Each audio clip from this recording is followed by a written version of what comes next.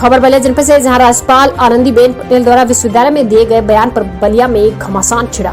मंच से जननायक चंद्रशेखर विश्वविद्यालय का स्थान बदलने की बात करने पर बवाल शुरू हो गया।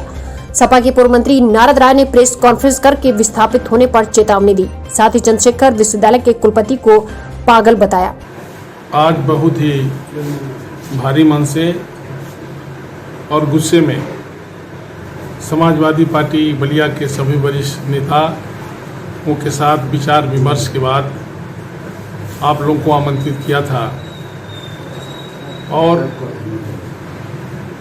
बलिया में जननायक चंद्रशेखर विश्वविद्यालय, जिसकी आधारशिला 2016 में तत्कालीन मुख्यमंत्री माननीय अखिलेश यादव जी ने रखने का काम किया, बजट भी आवंटित करने का काम किया, काम भी शुरू कराने का काम किया गया।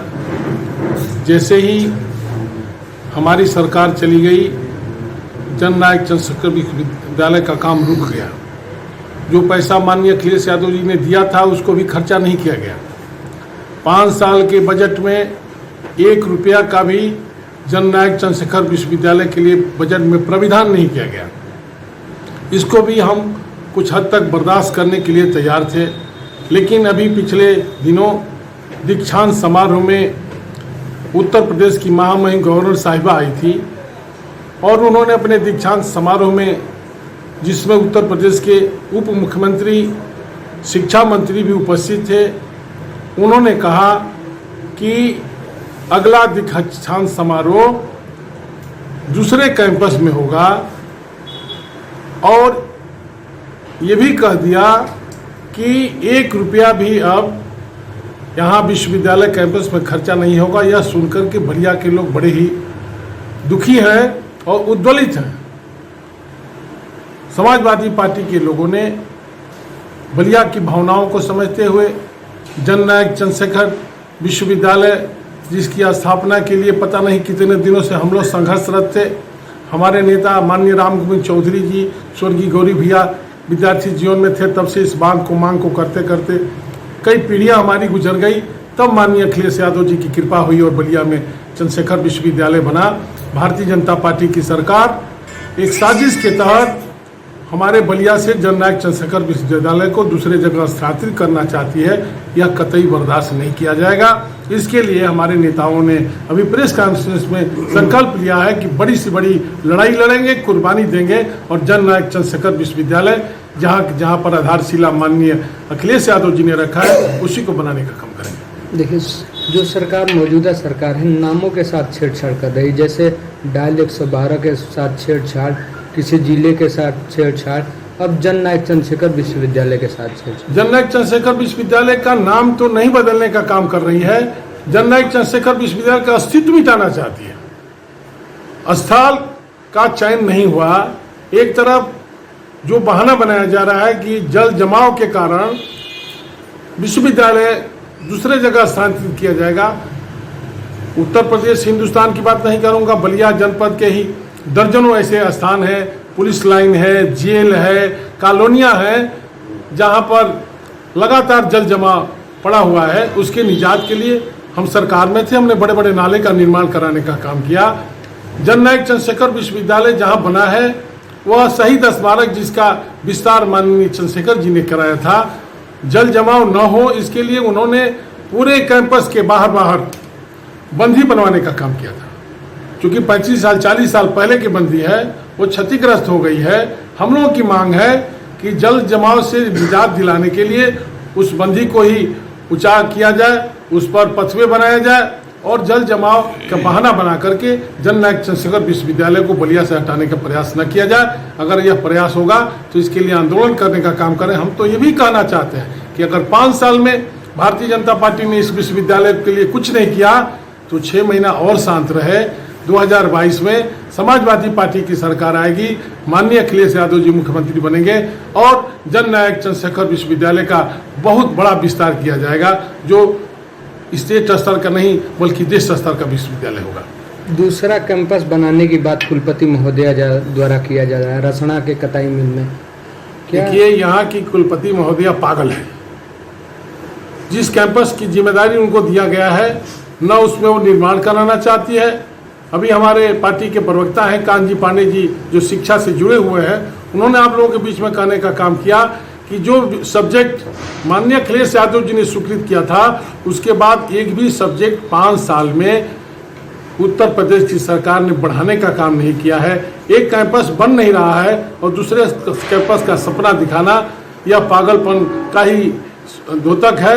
हम बीसी से कहेंगे, कुछ करती हो तो करो, नहीं करती हो तो समय काटो।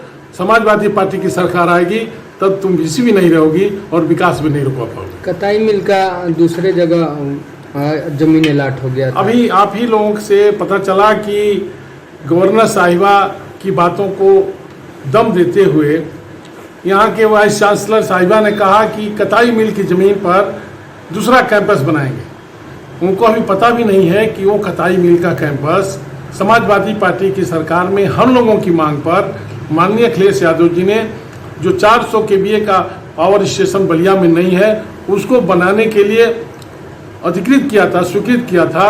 और भारतीय जनता पार्टी ने की सरकार में आने पर यहाँ के विद्युत मंत्री ने उसका शिलान्यास कर दिया है कागज में। अभी तक काम तो शुरू नहीं हुआ है। पहले पता तो करें रसना में कहाँ जमीन देख के आई है। ये बिल्कुल नाइंसाफी है बलिया के साथ और इसको बलिया के समाजवादी पार्टी के लोग बर्दाश्त नहीं करेंगे। हम आंदोलन करेंगे और लड़ेंगे और जननायक चंद्रशेखर विश्वविद्यालय का अस्तित्व कायम रखेंगे बसंतपुर में। सपा सरकार के समय ही जननायक चंद्रशेखर विश्वविद्यालय की स्थापना की गई थी। जननायक चंद्रशेखर विश्वविद्यालय की छेड़छाड़ करने की साजिश हो रही है। सपा शासन में किए गए कार्यों से छेड़छाड़ करने पर सरकार लगी है। 2022 विधानसभा में चुनाव में जनता इन लोगों से छेड़छाड़ करेगी। जननायक चंद्रशेखर विश्वविद्यालय की जगह में छेड़छाड़ की गई तो बड़ा आंदोलन होगा। पूर्व मंत्री नारायण राय ने आवास पर प्रेस कॉन्फ्रेंस की जानकारी दी है। बलिया जनपद से दीपक सिंह सचिव की रिपोर्ट। नया अभ्यासक्रम आएगा मित्रों, एक निगाह है यूनिवर्सिटी के लिए मित्रों। स्थान, पानी का भराव, ये सब कुछ है। हम लोगों ने सुझाव दिया है, दिनेश शर्मा जी और मैं हम लोग बैठे थे तो सुझाव दिया है कहीं और जगह ढूंढ लेनी चाहिए। जब तक और जगह अच्छी नहीं मिलेगी तब तो 6 महीना तो बंद रहती है यूनिवर्सिटी। क्या करो, कैसे बच्चे पढ़ेंगे? और इसी वजह से जो आज इधर जो इंफ्रास्ट्रक्चर है उसका उपयोग किस तरह हम कर सकते हैं, या 6 महीना का कोर्स कर सकते हैं बच्चों के लिए, महिलाओं के लिए, युवाओं के लिए, कृषि जगत के लिए, मत्स्य उद्योग के लिए, सोलर पावर के लिए, काफी कुछ कर सकते हैं। तो इसका उपयोग जो बिल्डिंग है उसको उपयोग कर सकते हैं और दूसरे स्थान पर नए बिल्डिंग बने और आपको जो पैसे मिले हैं उसका अभी उपयोग मत कीजिए। और जो आपको सूचना दी है मंडलायुक्त को, डीएम को, दिनेश शर्मा जी ने, तो तुरंत ही जमीन देख लीजिए और सरकार को भेज दीजिए। इसकी वजह से जमीन आवंटित हो जाए तो ये काम शुरू कर सकते हैं और एक अच्छी बिल्डिंग, एक अच्छा स्थान विश्वविद्यालय के लिए बन सकता है। और जो बारिश के समय पर जो स्थिति इधर पैदा होती है ये आप सबने देखी है, हम लोगों ने हेलीकॉप्टर से देखा। टापू है विश्वविद्यालय, टापू है ना, टापू जैसा ही लगता है जी।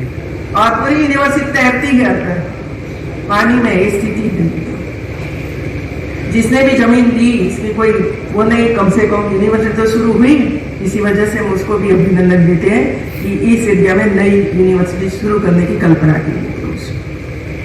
तो इसको सुधार करने की आवश्यकता हमारी है और मैं चाहती हूँ कि हमारे डीसी, हमारे शिक्षा मंत्री जो कमिटमेंट करते हैं कि मैं करूँगा, और मुझे पूरा भरोसा है कि आगे जाकर नए जो दीक्षांत समारोह होगा शायद नए भवन में हो, ऐसी हम कल्पना कर सकते हैं। हमारे बीच में नए नए बच्चे